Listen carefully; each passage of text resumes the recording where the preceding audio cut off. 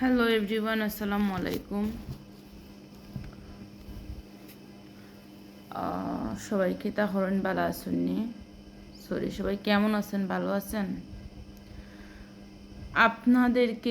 আপনারা আমাকে এই পর্যন্ত 3-4 মাস ধরে স্ট্রিং করেন, এবং কি আব্দুল মমিনের একটা গ্রুপ আছে, সে একটা গ্রুপ তৈরি করছে। সে এমন কোনো মানুষ বাকি নাই যে আমার ফ্যামিলিরে বাজেভাবে গালি দিচ্ছে না, দেন ভিডিও বানাচ্ছে না। আমি এই ভিডিও করার রিজন হচ্ছে, এটাই আমার লাস্ট ভিডিও হবে। এই বিষয় নিয়ে এটা আমার লাস্ট ভিডিও।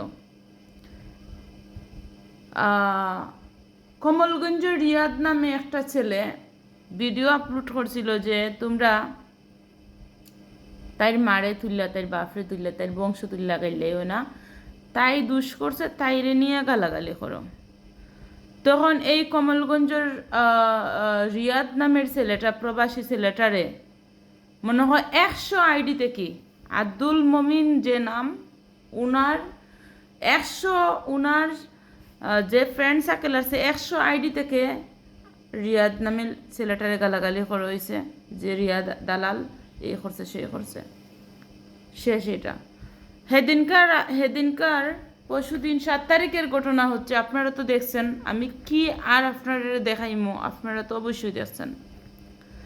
7 তারিখের পরে এই যে আব্দুল মমিন নামের যে লোকটা, সে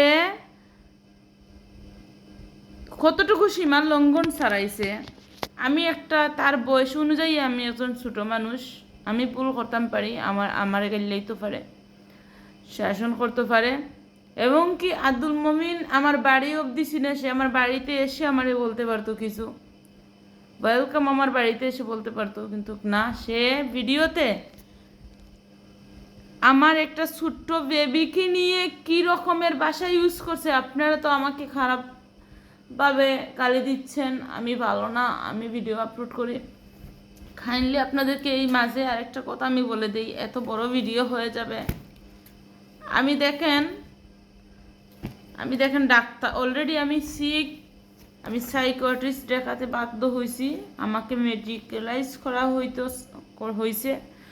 আমি নিজে থেকে নার্সিং রুমে থাকি নাই, আমি আমার বাসায় চলে আসছি। অলরেডি আমার ফ্যামিলি আমার কাছ থেকে মোবাইল নিয়ে গেছিলো সারা রাত, এখন সকাল আমি মোবাইলটা রিকোয়েস্ট করে উদ্ধার করছি। দেখেন আমার স্লিপ, আমি ওষুধ খেয়ে ঘুমাইছিলাম, আমার এখন ঘুম ভেঙে গেছে। আব্দুল মমিন যে সে আমার মেয়েকে নিয়ে গালাগালি করছে, আমার মেয়ের জন্ম নিয়ে প্রশ্ন তুলছে, আপনারা সেটা দেখবেন, শুনবেন, আপনারা ধৈর্য ধরে ভিডিওটা দেখবেন। মা বাপরে গালাগালি করতাম না, হ্যাঁ, মা বাপও আসল দায়ী। এরা এইরে যদি কন্ট্রোল করতে পারে না, তে জন্ম দিল কেন? এই দুনিয়াতে কি থুইল্লা একবারে আশ্রয় জাগাত মারি ফেলাইল, আমার কথা মানতো না। আমি জন্মাইছি না নি, মূলত হইল গিয়া তারা নামে মা বাপ জন্মাইছে, সেইখানে কোনো টাইটি গানা নাই, এখানে গ্যারান্টি দিতে পারতো না। ও ফুরিয়ে গু জানে আছে, ও ফুরিগুলো নষ্ট করতো, তাই যেটা হালত লাগাইছে, তাই কইছে ফুরিয়ে গু আছে, তো ফুরিয়ে গু নষ্ট করতো, ফুরিরও তাই হান বানাইতো, বুঝছো কিটা হয়েছে, তাই লাগছে, তাই ফুরিরও। আমরা চেষ্টা করলাম যে তাই যদি বালা তাই ফুরিও বালা থাকবো, বুঝছিস কিটা হয়েছে।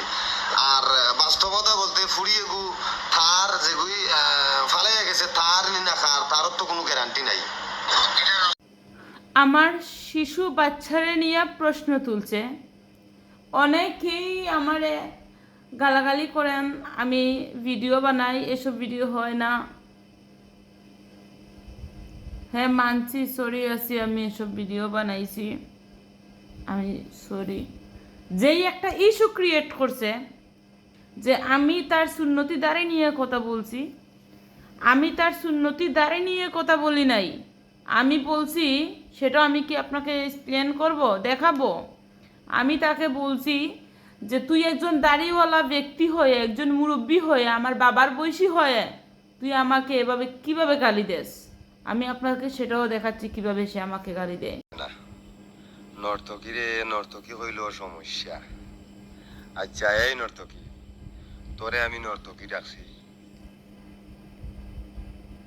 নর্তকী ভিডিওর মাঝে আইয়া তুই স্ক্রিনে উঠে গেছিস নষ্ট নারী তোর ভিডিওর মাধ্যমে। আর তুই যে কইছস বলে আমার বউরি লিয়া দেহ ব্যবসা করলাম, হ্যাঁ তোর কাছে আমি কইছি এটার প্রমাণ যদি দিতে পারস তাইলে আমি এই সোশ্যাল মিডিয়া তাইয়া জুতার মালা বইয়া আস্থা বাংলা তাইলে আমি মনে করবো তুই ছিলান, তোর মা ছিলান, তোর নানি ছিলান, তোর দাদি ছিলান, তোর সিঁড়ির সিঁড়ি ছিলান, তোর 14 গোষ্ঠী ছিলান। আর তুই তো নষ্ট নারী নর্তকী, তোর হাবি গোষ্ঠী নর্তকী আমি মনে করবো।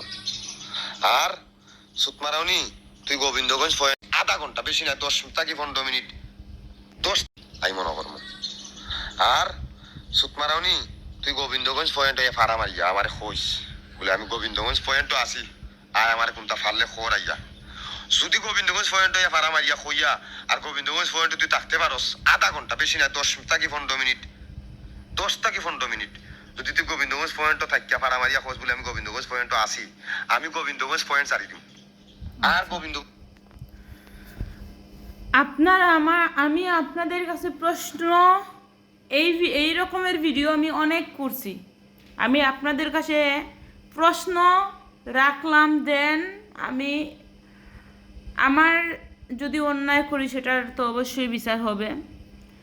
সে একটা মুরব্বী মানুষ, দাড়িওয়ালা মানুষ হয়ে সে প্রথমে আমার মেয়েকে কীরকম জন্ম নিয়ে প্রশ্ন তুলছে, আমার জন্ম নিয়ে প্রশ্ন তুলছে।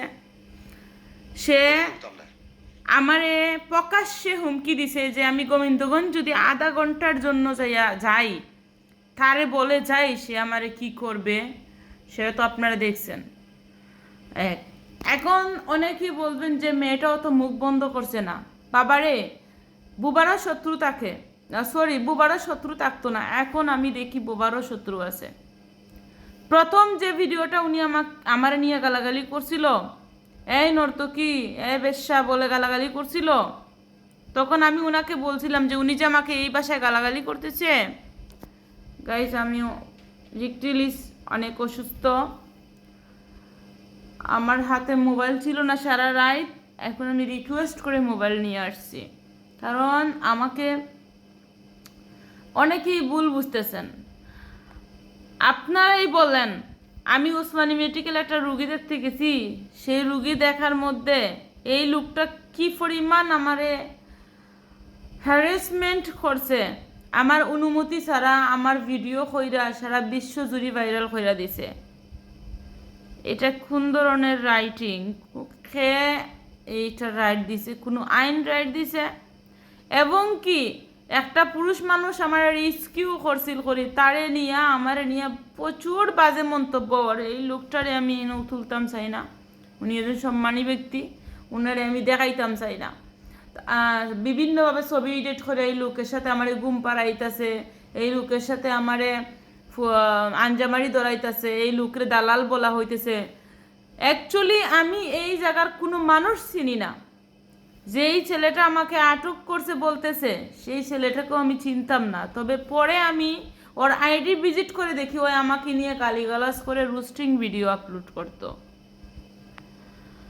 অ্যাকচুয়ালি আমি মুখ বন্ধ করলে আপনারা বুঝবা কই থেকে যে কোন জায়গা থেকে কি শুরু হয়েছে। আমি আমার কিছু কথা শোনাই। আমার যদি ব্লক একটা মারি দেয় অ্যাক্টিভে তো কি আমি ব্যবসায়ীর বিদেশ। আচ্ছা, ভিডিওটা লম্বা হয়ে যাব, আমি আপনারা কই। এই লোক যখন আমারে অত খারাপ ভাষায় গালাগালি করছে, তখন আমি একটা ভিডিও মেক করছিলাম, ফার্স্ট ভিডিও।